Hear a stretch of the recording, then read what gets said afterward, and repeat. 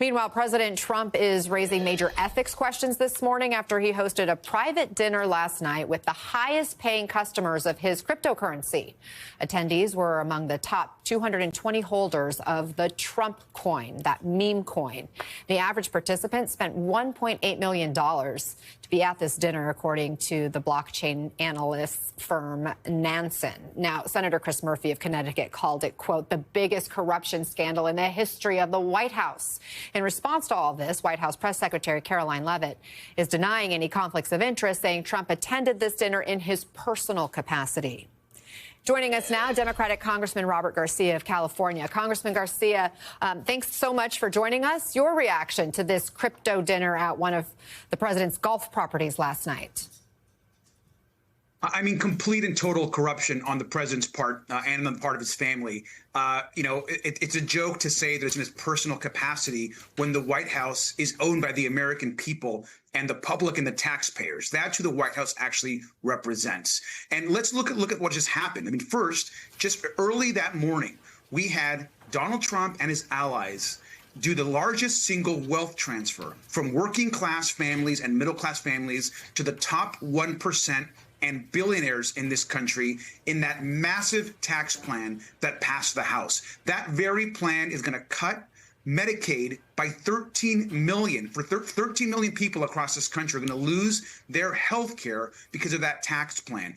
Billionaires are going to get richer and working class families are going to have less. And that very single night, on the same day that they're actually cutting taxes for the very ultra rich, he is hosting some of the richest people, not just in the country, but on earth, foreign government dignitaries who we don't know who they are. There's no list. There's no transparency. And all of these people we know are dumping in fortunes to support this cryptocurrency meme coin that Donald Trump and his family launched. And at the same time, he's accepting as we know, these enormous $400 billion airplanes for his own government, which he cannot do, not legally allowed to do, by Qatar. And so this is all complete corruption and must be stopped.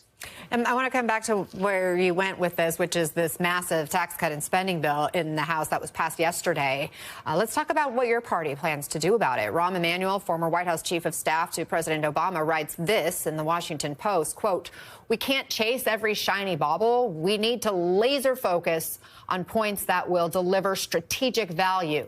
This is our opportunity to define Trump and his congressional enablers.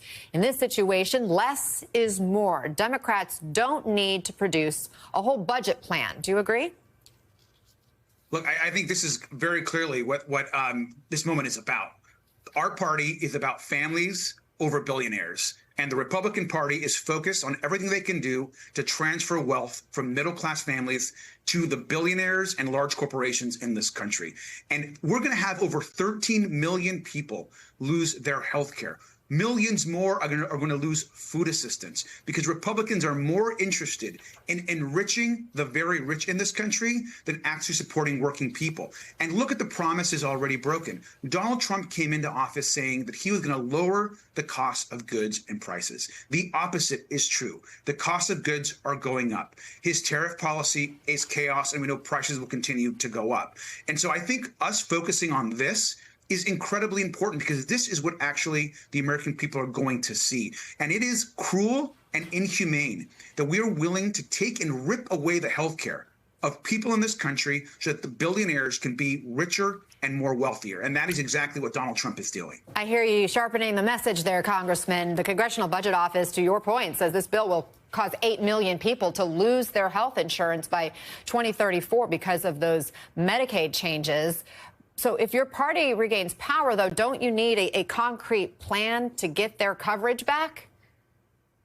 Absolutely. And by the way, and that number will only grow over time. And it's not just, by the way, just the Medicaid, as we all know. They are systematically destroying the Affordable Care Act, which so many people in this country rely on. So it's much broader than that. But what we have to have as Democrats is we've got to fight like hell every single day to hold Republicans accountable for their actions. And we will. We've got to make sure that we are doing the right kind of oversight over the Republican Party, but also Donald Trump and his family for the outrageous corruption that they're doing in the White House. And the American public is starting to see that House Republicans are only interested in enriching Donald Trump, his family, and billionaires. We have to, as a party, focus on working class people, on middle class families, and on the issues that they care about. And that is, can they afford the cost of goods and groceries at the store? Can they afford to pay the rent or buy their first home, which we know is so much more difficult now for people across this country? Those are the issues that the American public care about. And Donald Trump is doing nothing to help average families in this country. You mentioned the important responsibility of oversight.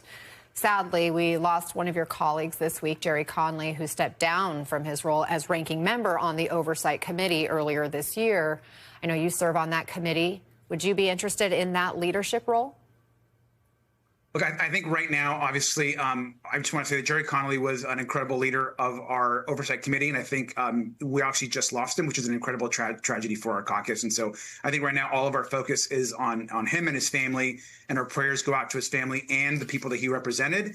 Particularly his love of his state and his country was immense. And so I think that's where our focus is right now. Congressman Robert Garcia, thank you so much for your time. We appreciate it.